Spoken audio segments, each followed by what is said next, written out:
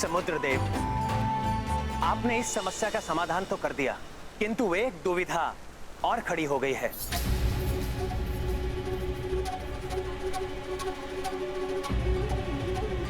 आप ही उसका समाधान कीजिए। अब कैसी दुविधा प्रभु? मैं इस ब्रह्मास्त्र का प्रयोग किस पर करूं? इसका संधान पूर्ण रूप से हो चुका है, और यदि ब्रह्मास्त्र का संधान एक बार पूर्ण रूप से हो गया तो उसे वापस लेना असंभव है।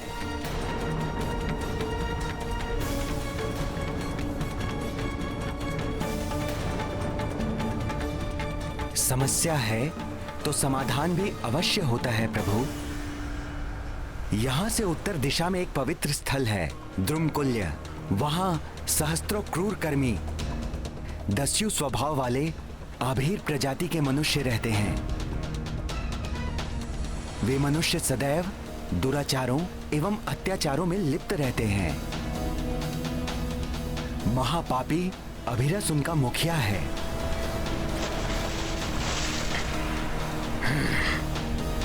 वे लुटेरे मनुष्य मेरा जल पीते हैं और उनके पापी स्पर्श से मैं बहुत व्यथित रहता हूं।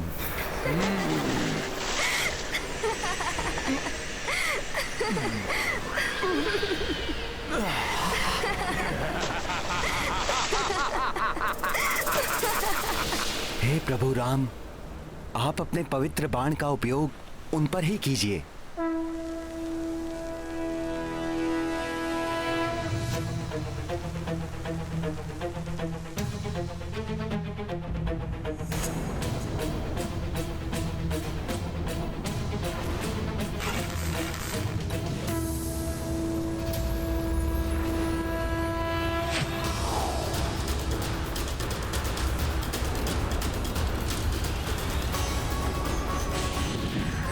प्रभु श्री राम को तो बाण उत्तर दिशा की ओर चलाना चाहिए था, इन्होंने तो बाण को दक्षिण दिशा की ओर ही छोड़ दिया।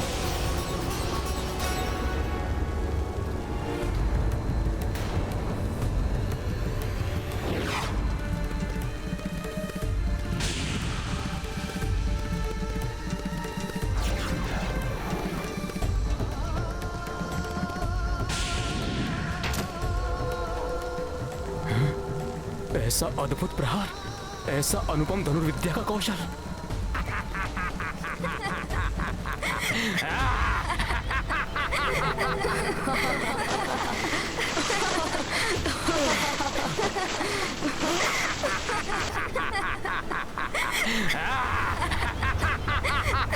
ये कैसी भयानक ध्वनि है?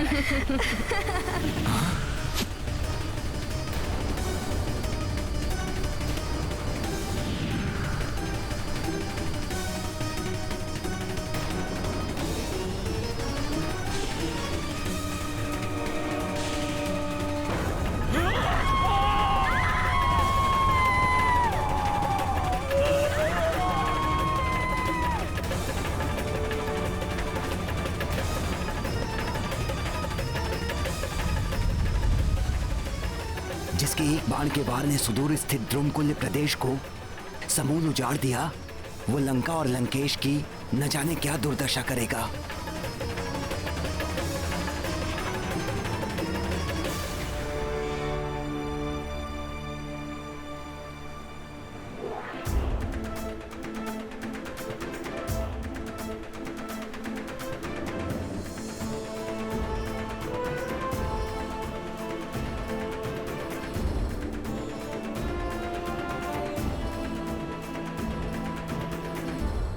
इस सागर का जल सूखने के कारण द्रुमकुल्य अब मरुस्थल के नाम से प्रसिद्ध होगा। मेरा वरदान है उस भूमि को कि वो भूमि फल, मूल और रसों से संपन्न रहेगी। दुग्ध एवं घृत वहां अधिक मात्रा में उपलब्ध होगा और वहां का वातावरण सदैव सुगंधित एवं अनेक औषधियों से आप्लावित रहेगा। आपके पवित्र बाण का स्पर्श मात्र ही द्रुमकुल्य के लिए वरदान है प्रभु। इसी प्रकार आपके दर्शन होना मेरे लिए सर्वोत्तम वरदान है प्रभु। हे प्रभु ब्रह्मदेव, मुझे दर्शन देकर अपना वचन निभाएं और अपना वरदान प्रदान करें। आप जगत के सृष्टिकर्ता हैं, अपने वचन का मान रखना होगा आपको।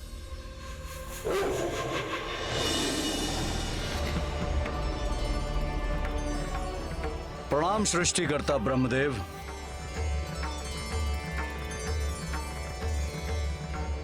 मुझे ज्ञात है वेगनाथ, मुझसे अपनी वचन पूर्ति के लिए तुम अमरता का वरदान चाहते, किंतु वत्स अमरता का वरदान किसी को भी नहीं दिया जा सकता। तुम कुछ और मांगो। नहीं ब्रह्मदेव, इसी के लिए तो मैंने देवी निकुंभला की पूजा की थी और पिताश्री ने निर्देश दिया है कि मुझे अमरता का वरदान प्राप्त करना है। लंकेश को तो स्वयं ज्ञात है कि अमरता का वरदान प्राप्त नहीं किया जा सकता। तुम अपनी मृत्यु को बाधित कर सकते हो। देवी निकुंभला की पूजा ढाल बनकर तुम्हारी मृत्यु को टाल सकती है।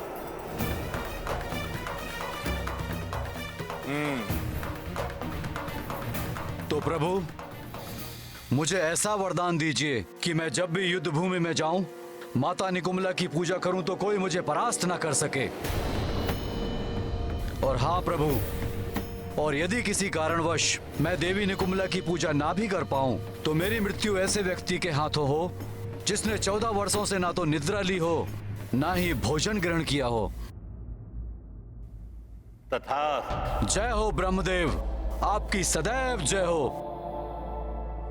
ब्रह्मदेव, जगत में ऐसा कोई व्यक्ति नहीं होगा जो 14 वर्षों से जागृत रहा हो। आपने ये वरदान देकर एक प्रकार से मुझे अमर बना दिया है। आपको कोटि कोटि धन्यवाद ब्रह्मदेव।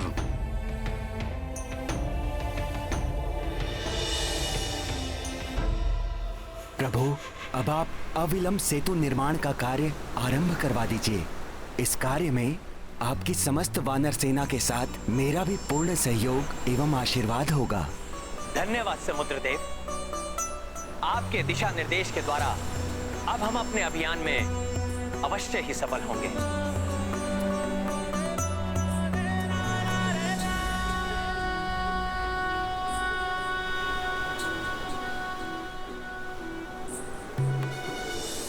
आपका मनोरथ सफल हो।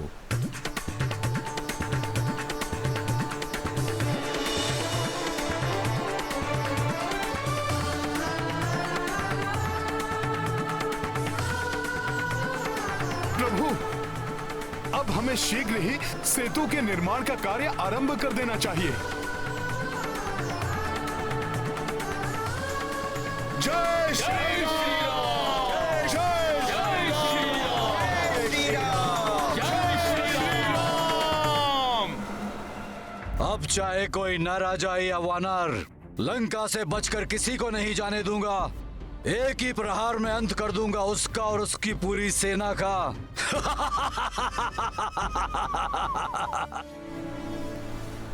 आज्ञा प्रभु।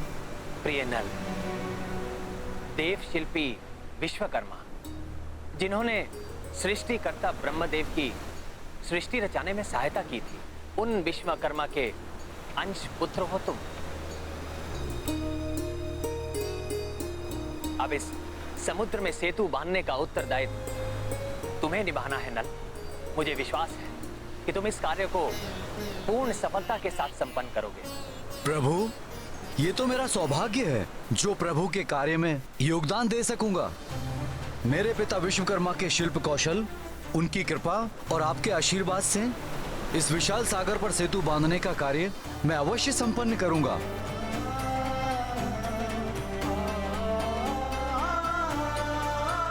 किंतु इतने विशाल सेतु के निर्माण के लिए हमें सहस्त्रों सुदृढ़ शिलाओं एवं वृक्षों के तनों की आवश्यकता होगी।